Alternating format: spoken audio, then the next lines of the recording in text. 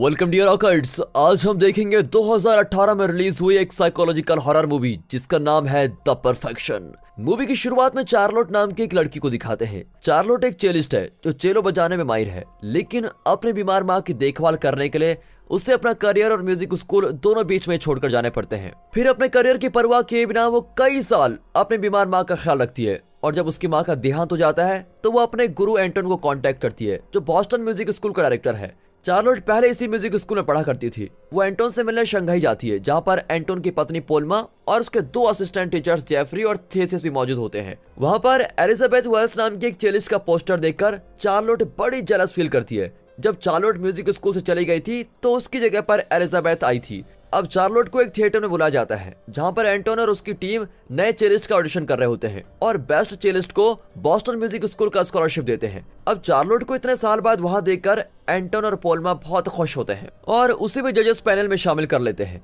फिलहाल एंटोन की favourite student Elizabeth है जो लिज के नाम से फेमस है और वो भी एक जज है। अब इस ऑडिशन के दौरान पता चलता है कि बाकी चेलिस्ट लिज को एक परफेक्ट चेलिस्ट मानते हैं जिससे बेहतर और कोई नहीं बजा सकती। लिज और चार्लोट एक दूसरे के टैलेंट की बहुत कदर करती हैं और उनमें तुरंत दोस्ती भी हो जाती है। ऑडिशन के बाद जब चार्लोट और लिज मिलती हैं तो लिज बताती है कि मैं आपको बहुत पहले से जानती हूँ, आपने ही मुझे चेलो सीखने के लिए इंस्पायर किया था। फिर दोनों बाहर जाती हैं और अपने अपने लाइफ एक्सपीरियंसेस को शेयर करती है।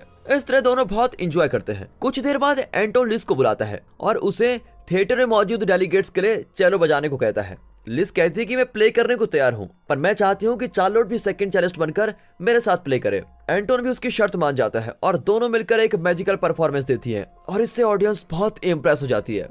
अगले दिन लिज के सर में बहुत दर्द होने लग जाता है और लगता है ये कल रात की वोडका का काम है। अब चार्लोट उसको एब्रोप्रोफिन टैबलेट्स देती है ताकि उसका सर दर्द कम हो जाए। फिर दोनों साउथ चाइना को एक्सप्लोर करने निकलती हैं। चार्लोट कहती है कि हमें पहले ब्रेकफास्ट कर लेना चाहिए। फिर दोनों एक रोड साइड रेस्टोरेंट में खाने जाती हैं, लेकिन वहाँ का खाना बहुत खराब होता है। फिर दोनों एक पुराने और गंदे बस में चढ़कर अपना सफर शुरू करती हैं। कई एब्रोप्रोफिन टैबलेट्स लेकर भी लिज का सर दर्द कम नहीं होता बल्कि बढ़ जाता है। ऊपर से उसका पेट भी दुखने लग जाता है। अब चार्लोट ड्राइवर से विनती करती है कि वो बस को रोक दे क्योंकि लिज को उल्टी आ रही है, लेकिन ड्राइवर इंग्लिश नहीं जानता और बस रोकता ही नहीं है। अब एक पैसेंजर उनकी सिचुएशन को समझकर ड्राइवर को समझाता है। ना चाहते हुए भी ड्राइवर बस को रोक देता है। फिर लिज जरा फ्रेश होकर आती है और दोनों बस का सफर कंटिन्यू करती है, लेकिन कुछ देर बाद लिज को फिर उल्टी आ जाती है। वो कंट्रोल ही नहीं कर पाती और खिड़की के गिलास पर उल्टी कर देती है। तब चार्लोट नोटिस करती है कि उसकी उल्टी में कई कीड़े रेंग रहे हैं। चार्लोट को शक होता है कि लिज को कोई खतरनाक इन्फेक्शन हो गया है। अब लिज चीख चीख कर रोती है और पागलों की तरह खिड़की पर अपना सर पटकने लगती है। ड्राइवर भी तंग आकर दोनों को बस से उतार देता है। अब कुछ दूर चलने के बाद लिज फिर से उल्टी करती है और इस बार उसमें और ज्यादा कीड़े नजर आते हैं। इतने में लिज देखती है कि उसके हाथ के अंदर कीट रेंग रहे हैं और कुछ देर में वे बाहर भी निकलने लगते हैं। ये देखकर तो वो चिल्लाने लग जाती है। तब चार्लोट उसको एक बड़ा चॉपिंग नाइफ देती है और कहती है इसे कीटों को काट दो, लेकिन कीटों की संख्या इतनी बढ़ जाती है कि लिज को सिर्फ एक ही रास्ता नजर आता है और वो चाकू से अपने हाथ का निचला हिस्सा ही काट देती है। और तब फ्लैशबैक में दिखाते हैं कि एक दिन में लिज को ऐसी कई बीमारियां हो गई थी। होटल में चार्लोट ने लिज को एब्रोप्रोफिन नहीं दिया था बल्कि हालुसिनेशन की एक दवा दी थी जो डॉक्टर्स ने उसकी माँ को दिए थे। लिज बिल्कुल ठीक थी, फिर भी उसे भ्रम हो रहा होता है कि उसके शरीर में कीड़े और कीट रेंग रहे हैं। 3 हफ्ते बाद लिज म्यूजिक स्कूल पहुंच जाती है। उसके एक हाथ कटा हुआ देखकर एंटोन तो बिल्कुल चौंक जाता है। वो लिज को अंदर लेके जाता है तो वो एंटोन और पैलोमा को बताती है कि चार्लोट ने ही उसे हालुसिनेशन पिल्स दिए थे जिसकी वजह से उसने अपना हाथ खुद काट कर फेंक दिया था। पुलिस भी इसमें कुछ नहीं कर सकती थी क्योंकि लिज ने खुद अपना हाथ काट दिया था। अब लिज एंटोन को बताती है कि चार्लोट मुझसे चलती है इसलिए उसने मेरी ये हालत की है। आप प्लीज मुझे म्यूजिक स्कूल में एक और मौका दे दीजिए। लेकिन एंटोन कहता है कि इस टूटे हुए हाथ के साथ तुम चेलो नहीं बजा सकती, इसीलिए हम तुम्हें स्कूल से निकाल रहे हैं। अब लिज बड़ी मायूस हो जाती है और जाते जाते चार्लोट का एक फोटो तोड़कर जाती है। अब अगले सीन में लिज चार्लोट को ढूंढती हुई उसके घर पहुंच जाती है। वो एक टीजर गन से चार्लोट को बेहोश कर देती है। फिर उसे अपनी कार में म्यूजिक स्कूल लेके जाती है। चार्लोट को देखकर एंटोन बहुत खुश होता है और उसको अंदर लेके जाता है। जब चार्लोट होश में आती है तो एंटोन पूछता है कि तुमने लिज के साथ ऐसा क्यों किया। चार्लोट बताती है कि मैंने लिज को तुमसे बचाने के लिए ऐसा किया था। और अब फ्लैशबैक में दिखाते हैं कि जब चार्लोट एक टीनेजर थी वो एंटोन से चेलो सीखती थी और एक परफेक्ट चेलिस्ट बनने के सपने देखती थी, लेकिन जब भी वो प्ले करने में कोई गलती करती थी तो एंटोन उसको टॉर्चर करता था और सेक्सुअली अब्यूज भी करता था। इस घिनौनी हरकत में उसके असिस्टेंट जेफरी और थेसिस भी शामिल थे। और प्रेजेंट में चार्लोट बताती है कि बॉस्टन म्यूजिक स्कूल में तुम लोगों ने मेरे साथ जो कुछ किया उसके सदमे से बाहर आने के लिए मुझे न जाने कितने ट्रीटमेंट्स लेने पड़े। मैं चाहती थी कि मेरे साथ जो तुमने किया वो लिज के साथ ना कर सको। जब मैंने लिज के कंधे पर वही म्यूजिकल नोट वाला टैटू देखा जो तुमने मेरे कंधे पर लगवाया था तो मैं समझ गई थी कि तुम इसे भी टॉर्चर करने वाले हो। अब ये सुनकर तो एंटोन आग बबूला हो जाता है और चार्लोट पर अटैक करने लग जाता है। चार्लोट बचने की कोशिश करती है लेकिन एंटोन उसके मुंह पर पंच करके बेहोश कर देता है और जब उसकी आंखें खुलती हैं तो उसने परफॉर्मेंस वाली ड्रेस पहनी होती है और उसके पैर जंजीर से बंधे हुए होते हैं। वो एक चेयर पर स्टेज पर बैठी होती है। एंटोन उसको एक ऑफर देता है कि अगर तुम एक कॉम्प्लिकेटेड म्यूजिकल नोट को बिना गलती से एकदम परफेक्ट बजा दो तो मैं तुमको आजाद कर दूंगा।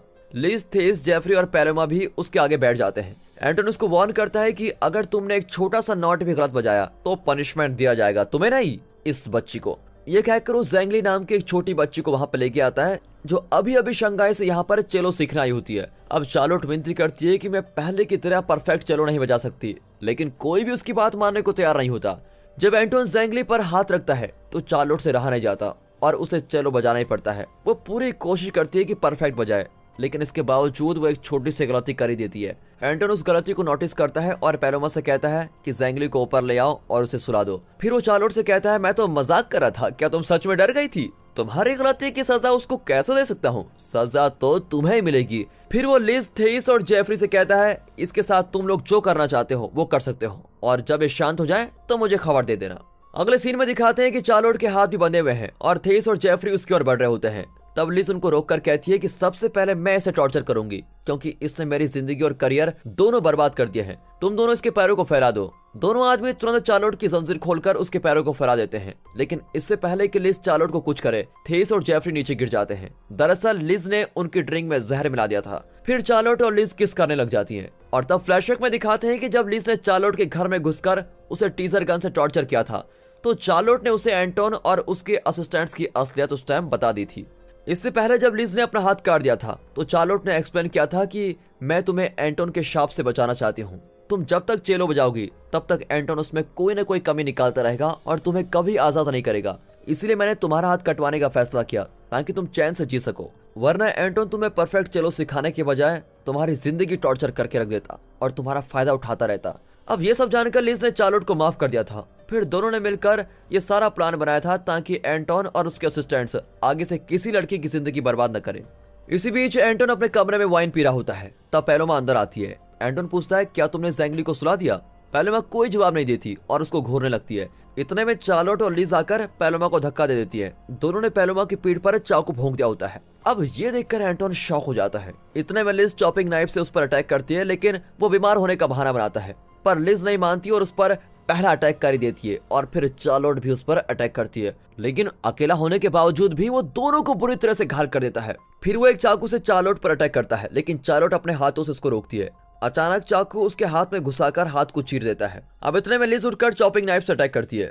फिर वो लगातार एंटोन पर छुरा चलाकर अपना सारा गुस्सा उस पर निकालती है। आखिरी सीन में दिखाते हैं कि चार्लोट और लिज मिलकर एंटोन के सामने एक शानदार परफॉर्मेंस देती है। दोनों का एक हाथ कट चुका है, इसलिए दोनों एक होकर चेलो बजाती हैं और जब वे अपना परफॉर्मेंस पूरा करती हैं तो दिखाते हैं कि एंटोन के हाथ, पैर और कई पार्ट्स काटे जा चुके हैं। उसकी आंखें और मुंह भी सील दिए गए हैं, लेकिन उसके कान अभी भी खुले हैं ताकि वो इन्हें चेलो बजाते हुए सुन सके। और दोस्तों, इसी के साथ ये मूवी यहाँ पर खत्म होती है। दोस्तों, ये मूवी थोड़ी अलग थी लेकिन इंटरेस्टिंग थी। अगर आपको मूवी अच्छी लगी, वीडियो अच्छी लगी हो, एक्सप्लेनेशन अच्छा लगा हो, वीडियो को लाइक कर दें, चैनल को सब्सक्राइब कर दें। बाकी मिलते हैं अगली वीडियो में, तब तक के लिए गुड बाय, अपना ख्याल रखिएगा and finally thanks for watching.